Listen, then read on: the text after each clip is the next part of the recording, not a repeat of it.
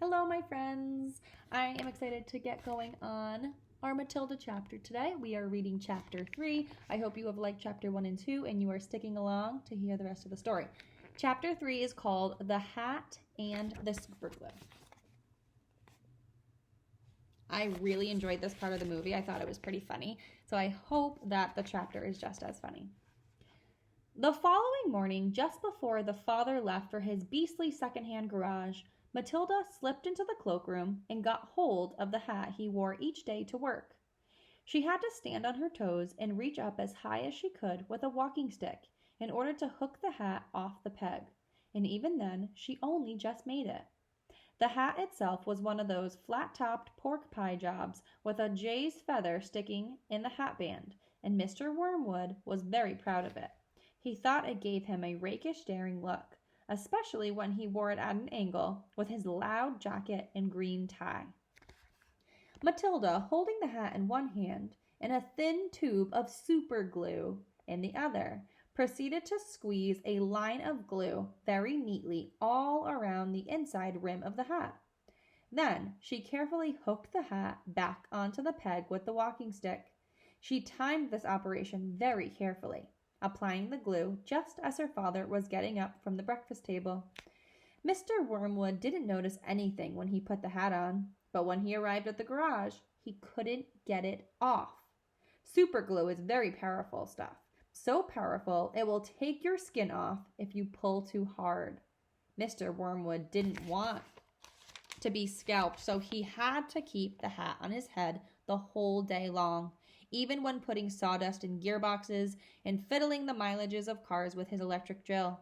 In an effort to save face, he adopted a casual attitude, hoping that his staff would think that he actually meant to keep his hat on all day long, just for the heck of it. When he got home that evening, he still couldn't get the hat off. "Don't be silly," said his wife. "Come here, I'll take it off for you." She gave the hat a sharp yank. Mr. Wormwood let out a yell that rattled the window panes. "Ow!" he screamed. "Don't do that! Let go! You'll take half of the skin off my forehead." This is what's happening. Matilda, nestling in her usual chair, was watching this performance over the rim of her book with some interest. Here's Matilda watching. "What's the matter, Daddy?" she said. "Has your head suddenly swollen or something?" The father glared at his daughter with deep suspicion, but said nothing. How could he? Mrs. Wormwood said to him, "It must be superglue. It couldn't be anything else. That'll teach you to go playing around with nasty stuff like that. I expect you were trying to stick some feather in your hat."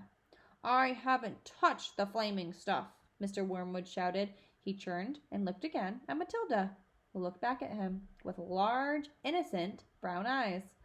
Mrs. Wormwood said to him, "You should read the label on the tube before you start messing with dangerous products. Always follow the instructions on the label."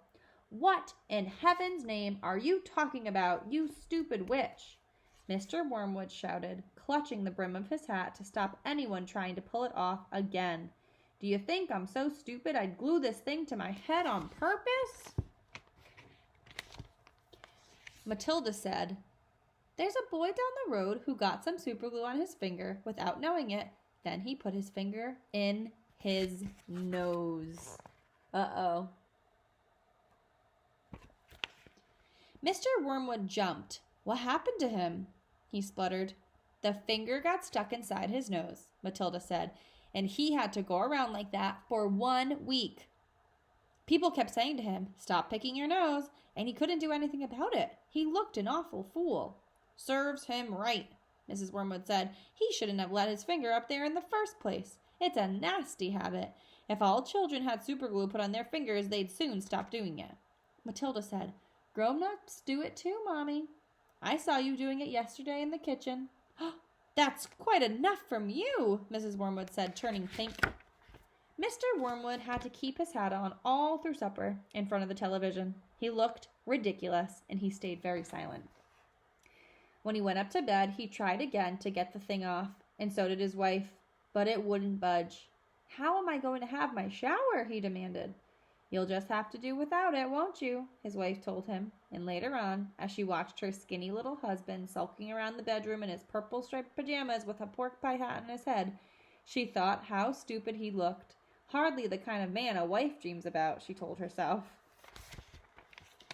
Mr. Wormwood discovered that the worst thing about having a permanent hat on his head was having to sleep in it. It was impossible to lie comfortable on the pillow. Now, do stop fussing around, his wife said to him after he had been tossing and turning for about an hour. I expect it will be loose by the morning, and then it'll slip off easily.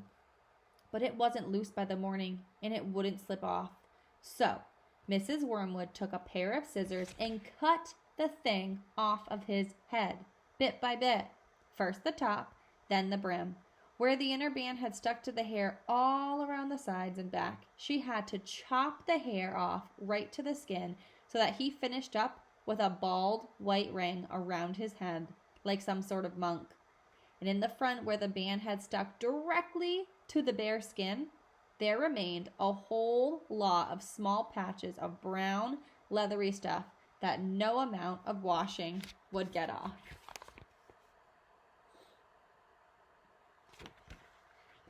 At breakfast, Matilda said to him, You must try to get those bits off your forehead, Daddy. It looks as though you've got little brown insects crawling all over you. People will think you've got lice. Be quiet, the father snapped. Just keep your nasty mouth shut, will you? All in all, it was a most satisfactory exercise, but it was surely too much to hope that it had taught the father a permanent lesson. All right, that's the end of chapter 3. Tomorrow we will read chapter 4 called The Ghost. All right, I'll see you tomorrow.